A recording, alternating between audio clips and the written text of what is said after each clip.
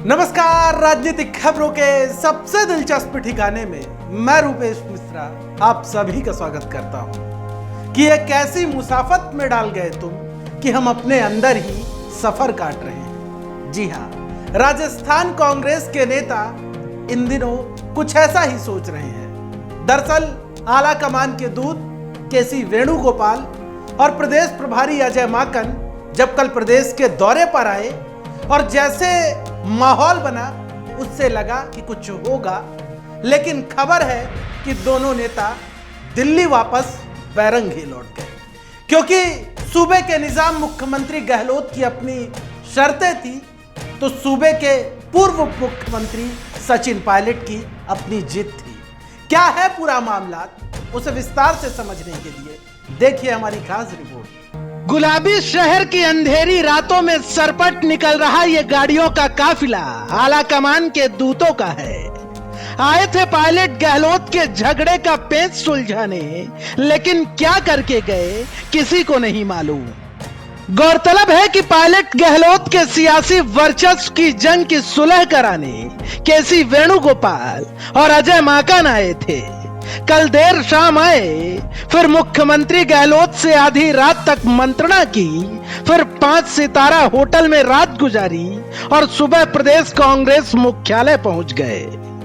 आला कमान के दूतों की यह तत्परता देख मरुधरा की धारा को मानो ऐसा लगा जैसे रातों रात कोई बड़ा फैसला होने वाला है। सुबह प्रदेश कांग्रेस मुख्यालय में बैठक बुलाई गई, जिसमें डोटासरा से लेकर पायलट तक और विधायकों से लेकर मंत्री तक जो जो पहुंच सकते थे सब पहुंचे। नहीं पहुंचे तो केवल सूबे के निजाम अशोक गहलोत। पहुंचते भी क्यों, आला कमान के दूतों ने सुलह का जो फॉर्मूला निकाला था उस पर कल रात ही मुख्यमंत्री गहलोत ने अपनी असहमति जता दी थी।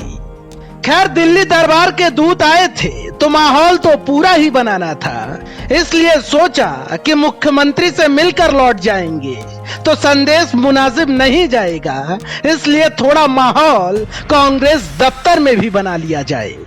खैर, आला कमान के दूतों ने प्रदेश कांग्रेस दफ्तर में बैठक बुलाई, लेकिन दिलचस्प बात यह है कि यह बैठक महज कुछ मिनट ही चली और बैठक की समाप्ति की घोषणा भी हो गई और आला कमान के दूत बाहर निकल कर आए और पत्रकारों से कहा कि सब खैरियत है और तमाम नेताओं ने एक स्वर में कहा है कि आला कमान का फैसला सर माथे पर।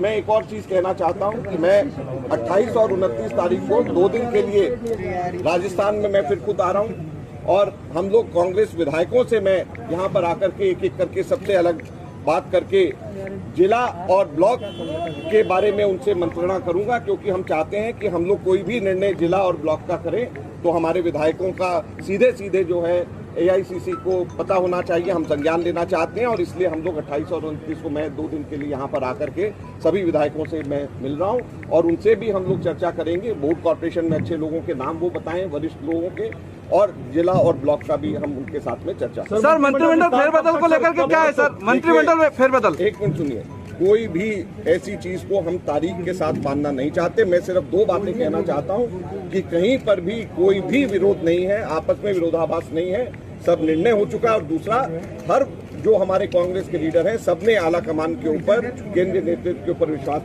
जताया। धन्यवाद। कांग्रेस पार्टी ने यहाँ पर भी राजभवन में जाकर के प्रदर्शन करा, पूरे देश भर में कांग्रेस पार्टी ने इस पे आंदोलन करा और इस चीज की आज हमने चर्चा सभी साथियों के साथ में करी। क्या राजस्थान में मंत्रिमंडल रीशफल का फॉर्मूला तैयार हुआ? जो मंत्रिमंडल की चर्चा हमारे जिला कांग्रेस कमेटी के अध्यक्षों की चर्चा, हमारे बोर्ड कॉर्पोरेशन के अंदर जो पॉलिटिकल नियुक्ति की चर्चा है, ये सब चीजों की चर्चा हम लोगों से कर रहे हैं। मैं सिर्फ एक बात कहना चाहता हूं कि सब लोगों ने एक स्वर में ये कहा है कि जो केंद्र आला कमान जो तय करेगा वो हमें मंजूर। सब लोगों ने एक स्वर में कहा और हम लोग बहुत जल्द इन सब चीजों के ऊपर हम लोग फाइनल फैसला करेंगे, क्योंकि कहीं पर भी कोई, अब हम लोगों को कोई किसी भी प्रकार से विरोधाभास नजर नहीं आता। सब लोग एक स्वर से और एक मत है इसके अंदर और बहुत जल्द हम लोग आपको इसके बीच में इसके बारे में हम बताएंगे। सर, आरएस इंटरव्यू को लेकर डोटासरा जी पर आरोप लगे रिश्तेदारों पर, आरएस इंटरव्यू को लेकर देखिए ये बड़े अजीब और दुख की बात है कि डोटासरा जी के बेटे और इनकी पुत्रवधू दोनों के इंटरव्यू उस वक्त हुए जब भाजपा का शासन था, और भाजपा के शासन के दौरान उन्होंने अंक पाए। तो क्या भाजपा के लोग अपने ही शासन के खिलाफ में आरोप लगा रहे हैं? और ये कोई आज की बात नहीं है, ये 1 वर्ष पुराने भी उस वक्त भी समाचार पत्रों में और उस वक्त भी सोशल मीडिया में आया था। तो अब क्यों कर रहे हैं? सिर्फ इस वजह से। इसके बाद आला कमान के दूत फिर फौरन 5 सितारा होटल पहुंचे और वहां से दिल्ली वापसी कर ली। लेकिन आपको बता दें कि आला कमान के ये दूत मरुधरा की धरा से बैरंग लौटाए गए हैं। खबर है कि मंत्रिमंडल विस्तार को लेकर गहरा पेच फंसा हुआ है। जहां मुख्यमंत्री गहलोत पायलट कैंप को 3 से ज्यादा मंत्री पद देने के लिए कतई राजी नहीं है, तो वहीं पायलट को भी आधा दर्जन से कम कुछ भी मंजूर नहीं। पायलट गहलोत की इस टसल में दूत भी कुछ नहीं कर पाए और बैरंग वापस लौट गए।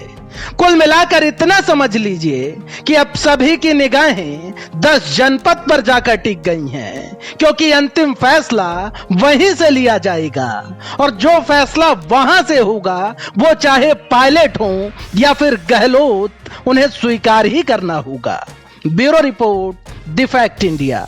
तो देखिए आपने हमारी खास रिपोर्ट की किस तरीके से कल देर रात तक मुख्यमंत्री गहलोत के साथ मंत्रणा चली और आज प्रदेश कांग्रेस मुख्यालय में सूबे के पूर्व उप मुख्यमंत्री सचिन पायलट पहुंचे और उसके बाद जब आला कमान के दूत दिल्ली लौटे तब से तरह तरह के कयास लगाए जा रहे हैं। कुछ लोगों ने तो यहां तक भी कह दिया कि राजभवन में भी मैसेज भेज दिया गया है कि तैयारियां शुरू कर दी जाएं शपथ ग्रहण समारोह की। लेकिन इस बात में कितनी सच्चाई है यह अभी तक किसी को नहीं मालूम। खैर, अब लोगों की निगाहें दिल्ली दरबार पर टिक गई है, क्योंकि अंतिम फैसला वहीं से आना है और वहां के फैसले को हर कोई मंजूर करेगा। दोस्तों, कल फिर हाजिर होंगे सियासत की दिलचस्प खबर लेकर। तब तक के लिए नमस्कार।